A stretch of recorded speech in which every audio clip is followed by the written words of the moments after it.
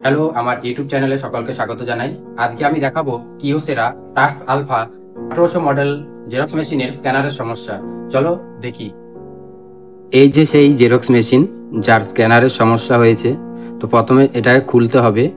উপরে কিবোর্ডের উপরে দেখো একটা লক আছে, এই লকটাকে প্রথমে খুলতে হবে। এই লকটাকে খোলার পরে যখন কিবোর্ডের উপরে ঢাকনটা খোলা হবে, এখানে দুটো নাট আছে। এই যে আমি এটা তুলে নেওয়ার পরে এখানে দুটো নাট আছে, এই নাট দুটো আগে খুলে নিতে হবে। এই নাট দুটো খোলা হওয়ার পরে তারপরে তার নিচে আরো দুটো নাট আছে যেটা স্ক্যানার খোলার জন্য প্রয়োজন হয়। তো এই দুটো নাট খোলার জন্য আমাকে পুরো কিবোর্ডটাকে খুলতে হয়। তো ঠিক আছে, নাটগুলো খোলা হয়ে গেছে। তো আমি এবার এটাকে খুলবো। একটা লক আছে নিচে, কিবোর্ডটাকে আস্তে আস্তে ছোট কোনো স্ক্রুড্রাইভার দিয়ে লকটাকে আস্তে আস্তে খুলতে হবে। আমি যেভাবে খুলছি খুব সাবধানে, এটা ভেঙে গেলে পরে আর পাওয়া যায় না। তো আস্তে আস্তে লকটা খুলে নিতে হবে। আমি যেভাবে খুলছি ওইভাবে লকটা খুলে নিতে হবে। এই যে খোলা হয়ে গেছে। এবার ভিতরে দুটো নাট আছে, এই দুটো নাটের জন্যই কিন্তু আমাকে পুরোটাকে খুলতে হয়েছে। আমি নাট দুটো খুলে নিচ্ছি খুব তাড়াতাড়ি। নাট দুটো খোলা হয়ে যাওয়ার পরে এবার পুরো ঢাকনটাকে তুলতে হবে। এটাকে উপরের দিকে টান দিলেই এভাবে উঠে গেল। এবার পিছনে তিনটি নাট আছে, এই যে এখানে তিনটে নাট আছে, এই নাট তিনটেকে আস্তে আস্তে খুলে নিতে হবে। এই দুটো নাট খোলা হচ্ছে, এই তিনটে নাট খোলা হচ্ছে। এই তিনটে নাট খোলা হয়ে যাওয়ার পরে একটা লক আছে পিছনে, পিছনে এই লকটাকেও খুলে নিতে হবে। এই পিছন থেকে আস্তে টেনে ধরে তারপরে দুটো স্ক্রুড্রাইভার লাগবে, একটাতে হয় না, একটাতে ধরে রাখতে হবে, একটা দিয়ে খুলতে হবে।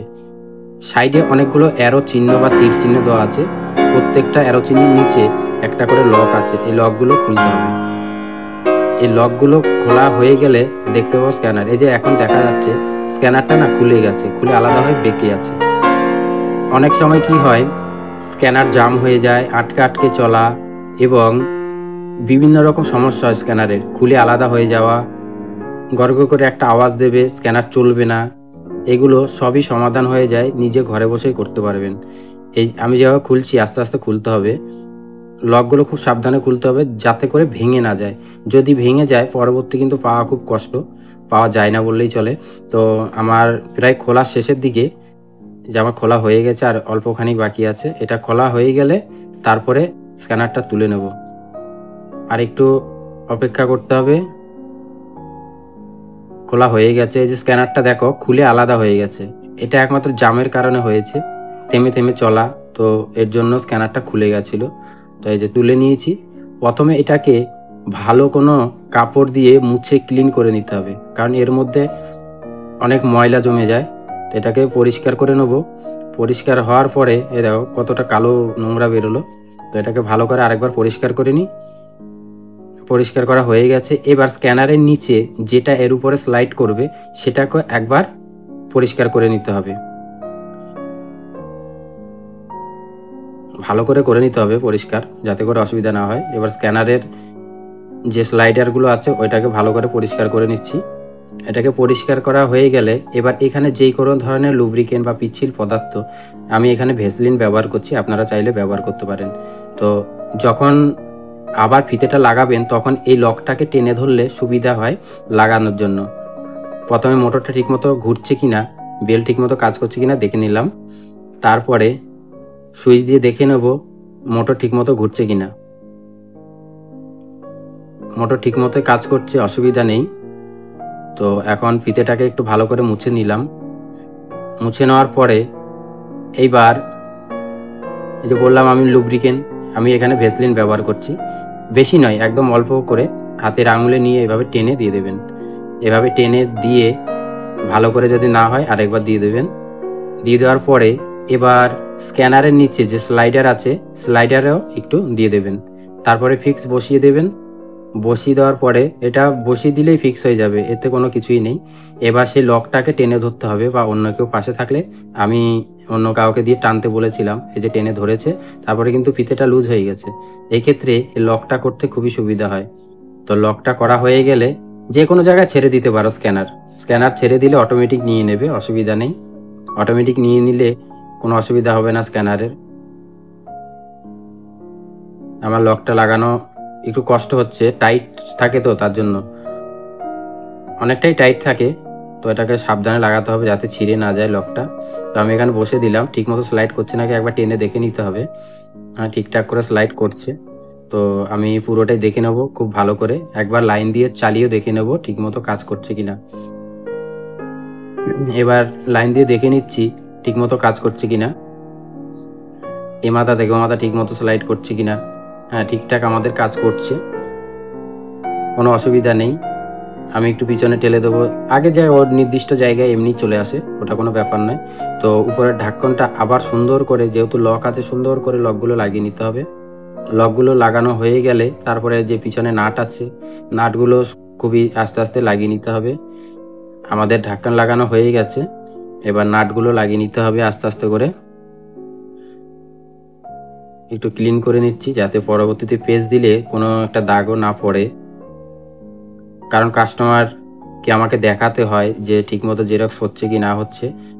তো আপনাদের নিজের হলে কোনো ব্যাপার নয়।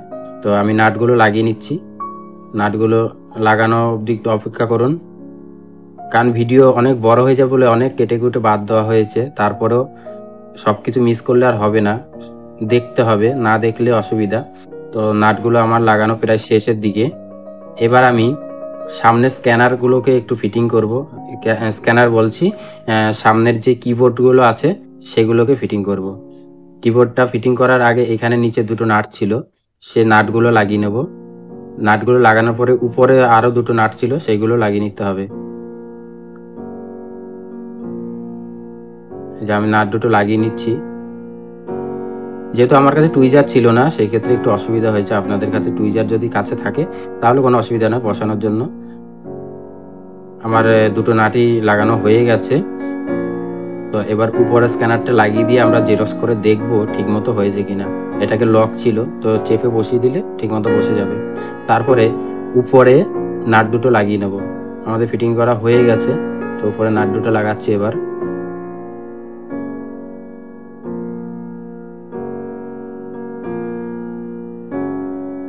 একটা হয়ে গেছে লাগানো, আর একটা নাট লাগিয়ে নিচ্ছি। তারপরে উপরে কিবোর্ডের ম্যানুয়াল যেটা আছে সেটাকে বসিয়ে দেবো, একটু পরিষ্কার করে নিলাম। কিবোর্ডের ম্যানুয়ালটা একটু বসিয়ে তারপরে আবার ফিটিং করে দেবো, লকটা বসিয়ে দেবো, আর কিছুই নেই। তো কিবোর্ডের ম্যানুয়ালটা বসিয়ে দিতে হবে ঠিকঠাক করে। অসুবিধা নেই, উল্টো সোজা হলে বসবে না, লক এমনভাবেই আছে, উল্টো দিলে বসবেই না, সোজা হলে তবেই বসবে। আমার কিবোর্ড ম্যানুয়াল বসানো হয়ে গেছে। এবার উপরের লকটা বাঁ ধার থেকে ডান ধার থেকে ঠেলে বসিয়ে দিলে কিন্তু লক হয়ে যায়। তো আমাদের এটা লাগানো হয়েছে। এবার উপরের ঢাকনাটা যেটা আলো না পড়ার জন্য ব্যবহার হয়, তো এটা বসিয়ে দিলাম। বসিয়ে দেওয়ার পরে এবার একটা পেজ দেব, সুন্দর জেরক্স করে দেখবো আমাদের জেরক্স ঠিকঠাক হচ্ছে নাকি, স্ক্যানার কাজ করছে নাকি। হ্যাঁ, হয়ে গেছে আমাদের জেরক্স, খুবই সুন্দর এসেছে। অসংখ্য ধন্যবাদ ভিডিওটি দেখার জন্য। এই ধরনের ভিডিও আরও দেখার জন্য চ্যানেলটিকে সাবস্ক্রাইব করে রাখবেন এবং পাশে থাকা নোটিফিকেশন বেল আইকনটি প্রেস করে দেবেন এই ধরনের ভিডিও সবথেকে আগে পাওয়ার জন্য। অসংখ্য ধন্যবাদ ভিডিওটা দেখার জন্য, এইভাবে পাশে থাকার জন্য। এই যে আমাদের ভিডিওগুলো অসংখ্য সুন্দর হয়েছে, আমি দেখিয়ে দিলাম।